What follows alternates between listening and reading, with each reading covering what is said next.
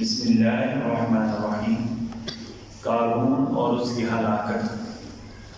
حضرت موسیٰ علیہ السلام کو جن مخالف طاقتوں کا سامنا کرنا پڑا، ان میں قارون کا نام بھی بہت مشہور ہے۔ اللہ تعالیٰ نے اسے قدر اور مال و دولت عطا کر رکھی تھی۔ اس کے خزانے کی چابیاں بڑے بڑے طاقتور پہلوان مل کر اٹھاتے۔ اتنا وزن تھا ان چابیوں کا کہ وہ پہلوان بھی اٹھاتے ہوئے تھک جاتے تھے۔ قارون دولت کے نشے میں اللہ کو بھول گیا، بہت ہی مغرور ہو گیا تھا۔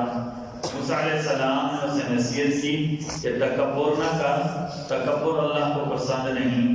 جو کچھ اللہ نے تجھے دیا اللہ کی مرضی کے مطابق خرچ کر، زکوٰۃ ادا کر، اپنی آخرت بنا، اور مال و دولت کی وجہ سے زمین میں فساد اور شر پیدا نہ کر۔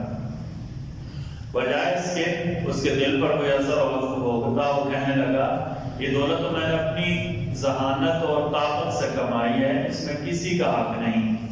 جب قارون کا غرور حد سے بڑھ گیا اور موسیٰ علیہ السلام جیسے نبی کے بارے میں بھی وہ سازشیں کرنے لگا، تو اللہ تعالیٰ نے اس کے مال و دولت اور محل کے ساتھ اسے زمین میں دھسا دیا۔ اللہ کے عذاب سے کوئی نہیں بچا سکا۔ لوگوں نے اس کے افسوسناک موت سے سبق لیا اور اللہ کی طرف متوجہ ہونا شروع ہو گئے۔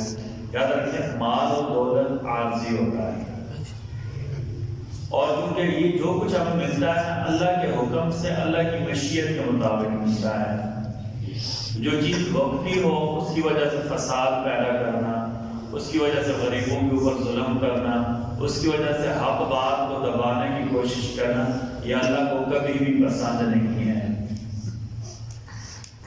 اس سنت کے بارے میں خلال کیسے کیا جائے؟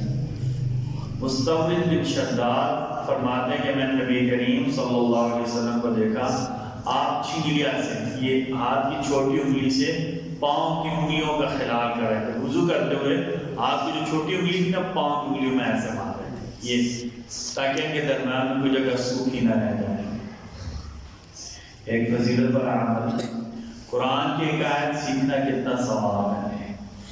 نبی کریم صلی اللہ علیہ وسلم نے حضرت ابو ذر سے فرمایا، اگر تم کہیں جا کر قرآن کی آیت سیکھ لو تو یہ 100 رکعت نفل پڑھنے سے زیادہ اچھا ہے۔ قرآن کی ایک آیت سیکھنا، اس کا یعنی ثواب کتنا ہوگا؟ 100 رکعت نفل پڑھنے سے زیادہ ثواب ہوگا۔